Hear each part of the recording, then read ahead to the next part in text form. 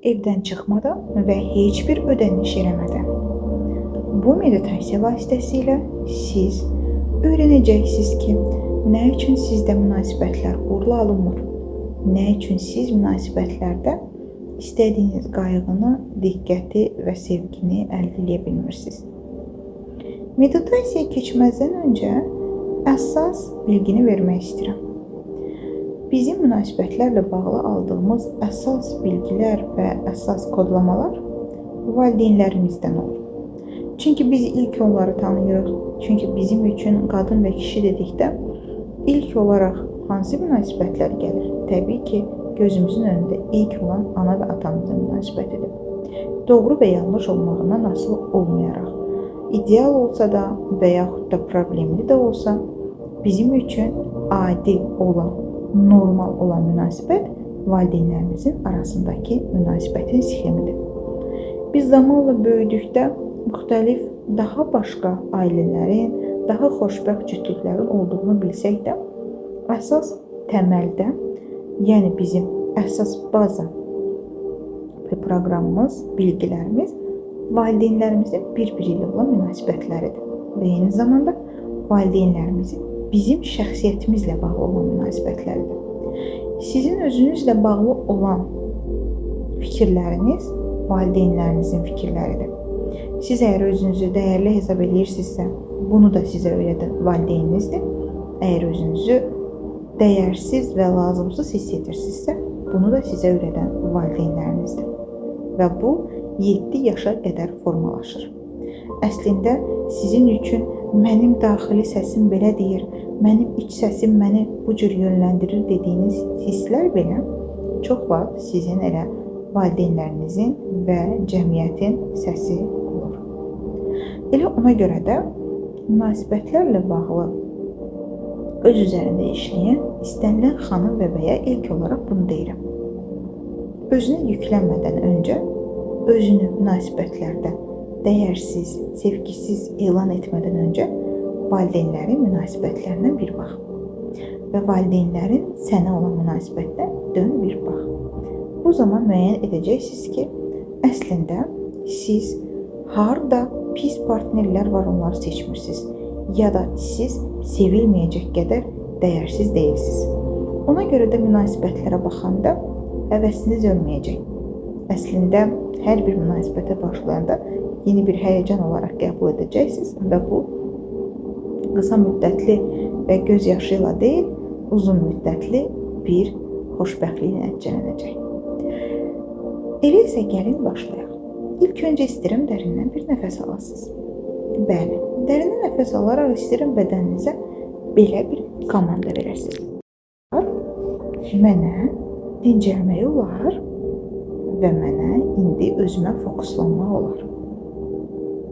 Və günün bütün düşüncələrini və fikirlərini, hisslərini, halınızda zehninizi yoran hər nə varsa, bunları bir qutuya yığmağınızı istəyirəm. Bu qutunu meditasiya bitəndə yenidən götürə bilərsiniz. Narahat olmadan və qorxmadan. Onları sadəcə bir qutuya yığın. Zehninizi sadəcə boşaltmağınızı istəyirəm. Çünki indi sizinlə birlikdə kiçik bir yolculuğa çıxacağıq. İndi istəyirəm ki, zehninizin bu boş olan sahəsində bütün münasibətlərinizi və münasibətinizdə yaşanan bütün təkrarlanan hadisələri bir film kimi gözünüzün önündən keçirdəsiniz. Və burada sadəcə özünüzə kənardan baxanda bir sual verin. Bütün münasibətlərim fərqli senarilər olsa da, bütün senarilər fərqli olsa da, mənim duyğum eyni idi. Bəli, mən hansı duyğunu hiss edirdim. Və sanki bütün münasibətlərinizə baxanda müxtəlif mübahisələr ola bilər, müxtəlif səbəblər ola bilər, amma bir duyğu var. O sizdən əl çəkməyən bir duyğudur.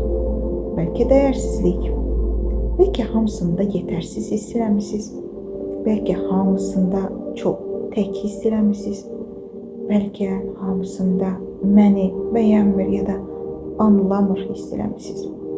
İstəyirəm bu duyğunu tapasınız. Bütün münasibətlərdə ən sonda hiss etdiyiniz o duyğu, təkrarlanan o emosiya, hansı ki bədəninizdə o qədər qopub ki, sizinlə o qədər yaxınlaşıb və doğmalaşıb ki, bütün münasibətlərinizdə təkrar eyni duyğunu yaşayırsınız. Bu duyğunu tapandan sonra bu duyğunu bir sima olaraq, bir insan olaraq tanıdığınız, tanımadığınız, qadın və ya kişi olmasın asılı olmadan gözünüzün önünə gətirməyinizi istəyirəm. Və ona səsli şəkildə belə deyim, səni görürəm və səninlə savaşmağı dayandırıram. Çünki mən başa düşürəm ki, sən məndən güclüsən və mən səninlə savaşa bilmərəm. Mən sənə təslim oluram. Çünki başa düşürəm ki, sən mənim bir hissəmsən və mən səninlə savaşaraq səni həyatımdan çıxarda bilmərəm. Sənin varlığını qəbul edərək sadəcə səni anlamağa çalışacağam. Məni əsas həqiqətlərə aparmağın üçün səninlə indi dost olmaq istəyirəm. Bunu dedikdən sonra bu duyğu sizin əlinizdən tutaraq sizi fərqli bir məkana, fərqli bir zamana aparacaq. Hansı ki bu zamanda ilk dəfə bu simanı görmüsünüz ya da bu duyğunu bu simaya kopyalamısınız. Bəlkə atadır, bəlkə anadır, bəlkə nənə, bəlkə əmilər. Və həmin hadisədən sonra bu duyğunu öz bədəninizə birləşdirmişsiniz. Sizi aparır həmin hadisəyə doğru. Və sizi sanki çox uzun illər öncə, bəlkə də 5, 6, 7, bəlkə də 10 yaşlarınızda bir hadisə göstərir. Hansı ki həmin hadisədə siz bu duyğunu gördünüz, hiss elədiniz. Bəlkə də o valideynlərinizin arasındaydı. Bəlkə o valideynlərinizlə başqa bir qohumun arasındaydı. Bəlkə də birbaşa valideynlərinizlə sizin aranızda yarandı. İlk yarandığı hadisəni, zamanı, hadisənin içərisindəki o situasiyanı xatırladıqca anlayırsınız ki, bəli, bu duyğunu o qədər içdən hiss edib incinmisiniz ki, bu duyğunu həll etməyə o qədər çalışmısınız ki, bu duyğunu indiki yaşınıza qədər gətirmisiniz. Çünki bu duyğunu həyatınızdan çıxarda bilmək üçün onunla savaşmaq, onu anlamaq üçün davamlı onu yaşamaq lazım olduğuna inanmısınız.